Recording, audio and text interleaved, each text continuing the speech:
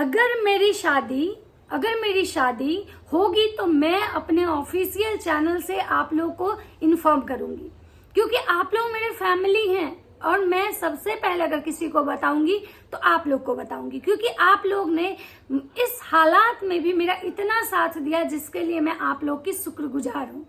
आप लोगों ने मेरी बेटी के बर्थडे पे इतना प्यार दिया जिसका मुझे उम्मीद नहीं था, जिसके लिए मैं आप लोगों को थैंक्स कहना चाहती हूँ। मुझे लेके और मेरी शादी को लेके जो भी अफवाहें सोशल मीडिया पे फैलाई जा रही है वो बिल्कुल गलत है।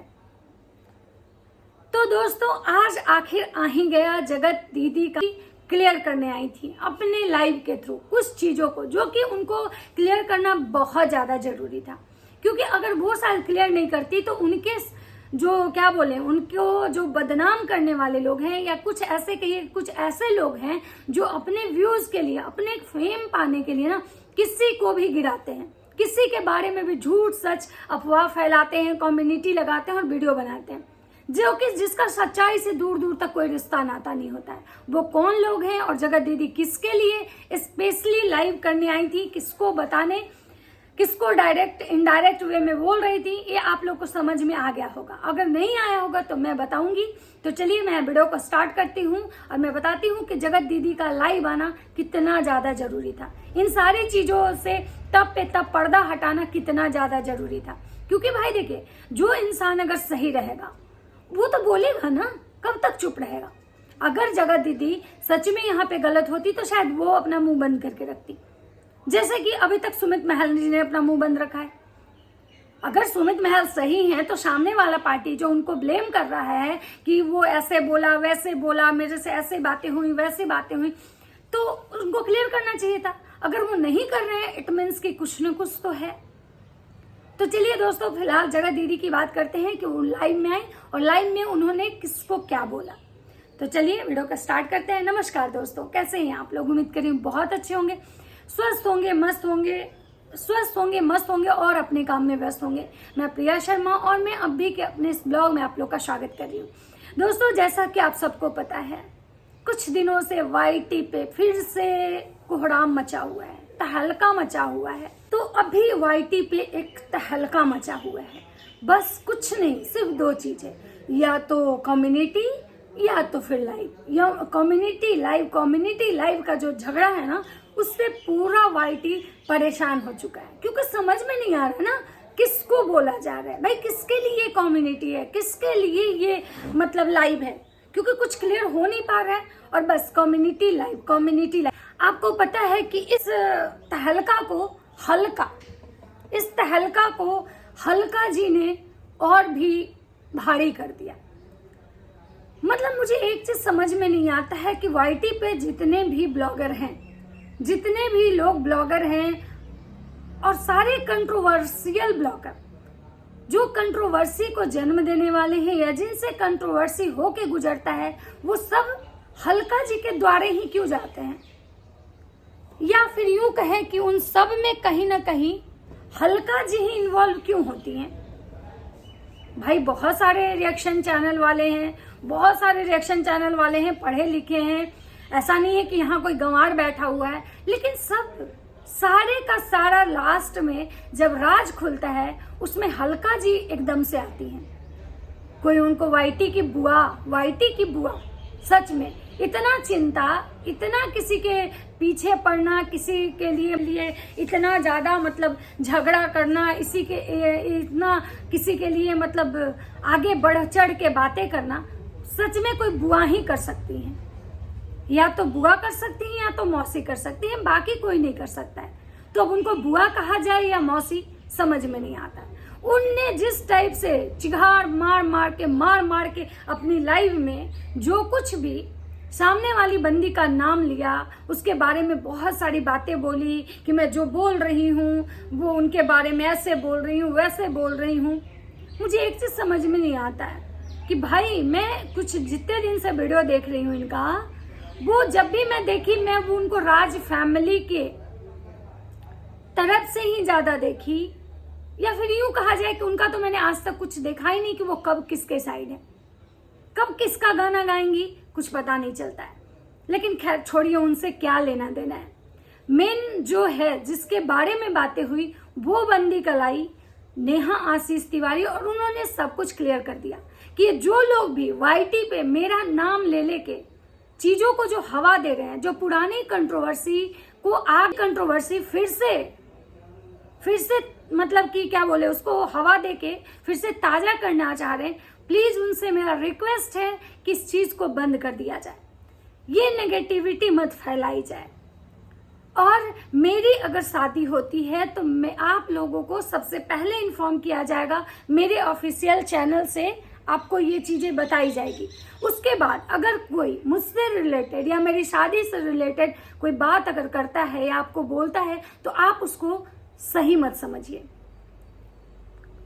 लेकिन भाई मुझे एक चीज समझ में नहीं आ रहा है कि 2 दिन पहले वो बंदी जिस टाइप से बातें कर रही थी, जिस टाइप से वो बोल रही थी, मतलब इतना झूठ कोई कैसे मतलब ले आता है भाई। और सामने वाली ने उनका एक जगह पे नाम भी मेंशन नहीं किया। उसके बाद बुआ जी का कम्युनिटी शायद डिलीट हो चुका है, मैंने देखा नहीं है, मैंने कहीं सुना कि बुआ जी ने अपनी कम्युनिटी डिलीट कर दी। मतलब बुआ जी आपको ठंड नहीं मिलता, आपके पास अपने कोई काम नहीं है क्या, जो आप बिना मतलब के किसी का भी मतलब बेगानी शादी में अब्दुल्ला दीवाना बन के घूमने लगती हैं। पता नहीं भाई दुनिया में कैसे कैसे लोग हैं जिसके पास मतलब इतना भी नहीं है कि बिन बुलाए बाराती बन जाते हैं। तो चलिए, नेहा आशीष तिवारी ने ये क्लियर किया कि भाई ऐसी कोई बात नहीं है, मतलब कि उनकी अभी शादी नहीं हो रही। उसके बाद उन्होंने रिएक्शन चैनल वाले को थैंक यू बोला कि भाई आप लोग को बहुत बहुत धन्यवाद जो आपने हमारी बेटी के मतलब सपोर्ट में हमारी बेटी को इतना प्यार दिया। तो खैर आपकी बेटी से किसी को कोई जलन हो ही नहीं सकता है, क्योंकि आपकी बेटी बहुत प्यारी है, सच में प्यारी है, आप तो बहुत लकी हैं।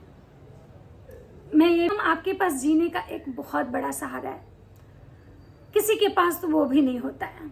तो आप खुद को लकी मानिए और अपनी बेटी को आज जैसे आप प्यार दे रही हैं आजीवन अपनी बेटी को प्यार दीजिए, क्योंकि दुनिया में कोई भी रिश्ता है वो आपको एक समय के बाद छोड़ सकता है, धोखा दे सकता है, लेकिन बेटी माँ बेटी का जो रिश्ता होता है ना बहुत प्यारा होता है। तो जैसे आपकी आँख खुली है कि अपनी बेटी को, आपने खुद अपने वीडियो में बोला कि भाई हम पहले अपनी बेटी को तक ख्याल नहीं रख पाते थे, बाहर वालों के साथ बिजी रहते थे, लेकिन अब हम रख रहे हैं, तो ऐसे ही कंटिन्यू आप अपनी बेटी का ख्याल रखिए।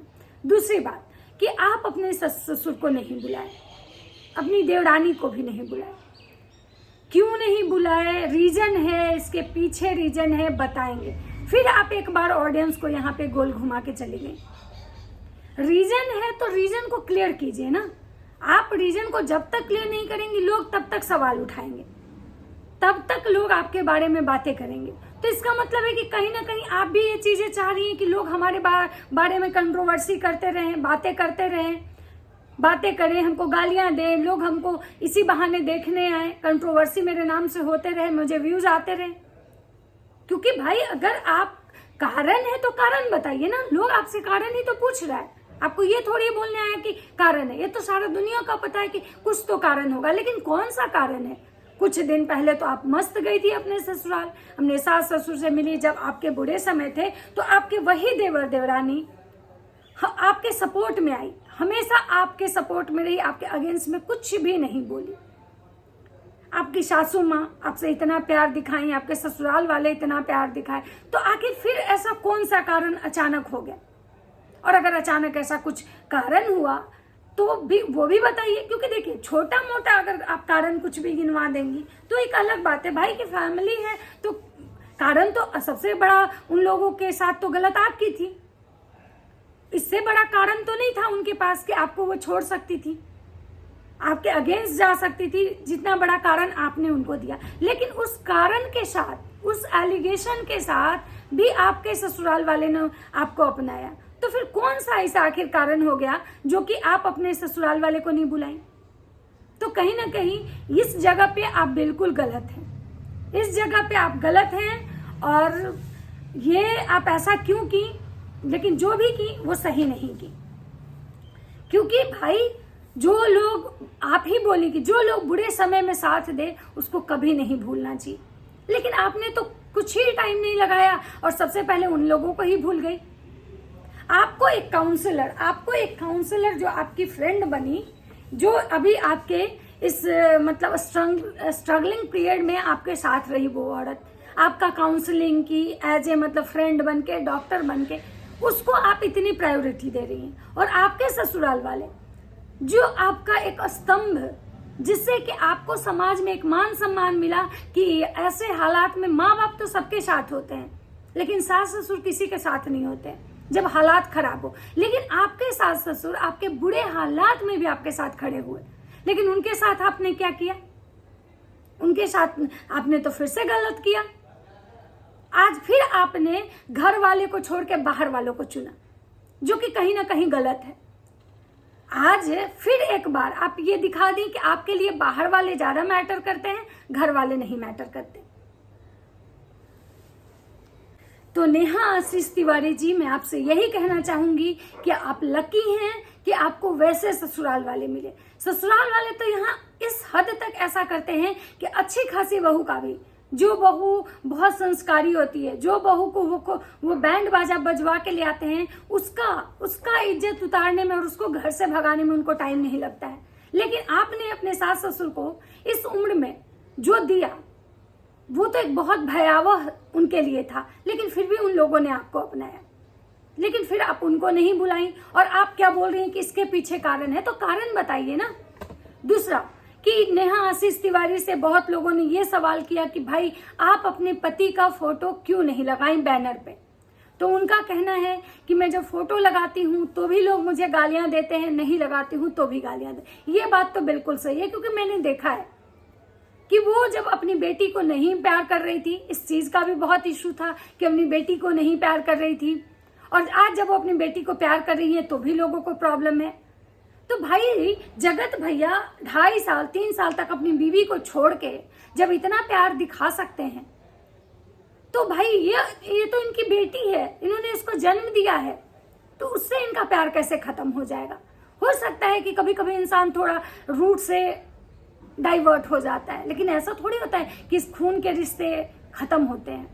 तो जो लोग अगर उनको ऐसा बोलते हैं या कमेंट करते हैं कि भाई अपने पति का नाम लेके सिंपैथी गेन कर रही है, भाई देखिए, पति का नाम लेके वो औरत सिंपैथी गेन करे ना करे, उसका पति तो वो था, ये फैक्ट है, और उसी इंसान की वो बेटी है, ये भी फैक्ट है। ये चीज आजीवन कोई खत्म नहीं कर सकता है। तो ये वो बताएं कि भाई उन्होंने क्यों नहीं लगाया। उसके बाद उन्होंने हल्का जी के मुंह पे एक तमाचा दिया जोरदार, जो कि मतलब कहीं ना कहीं सबको बहुत अच्छा लगा, ताकि भाई कोई इस टाइप का जो हरकत है वो आगे से ना करे। क्योंकि भाई किसी के पर्सनल लाइफ के बारे में बिना जाने, बिना उससे पूछे आप कुछ भी आके सोशल मीडिया पे उल्टी कर दे रहे हो, ये तो गलत है ना। आप अपने व्यूज के लिए थोड़े से मतलब क्या बोलते हैं उसको, इसके लिए आप कुछ भी आके बक के चले जा रहे हो। तो ये था नेहा आशीष तिवारी के लिए एक वीडियो। अगर वीडियो अच्छा लगे तो लाइक कमेंट शेयर जरूर कर दीजिएगा। मिलते हैं नेक्स्ट वीडियो में, तब तक सबको बाय बाय, राधे राधे। और चैनल पे नए हैं तो सब्सक्राइब भी कर दीजिएगा। तब तक सबको बाय बाय, राधे।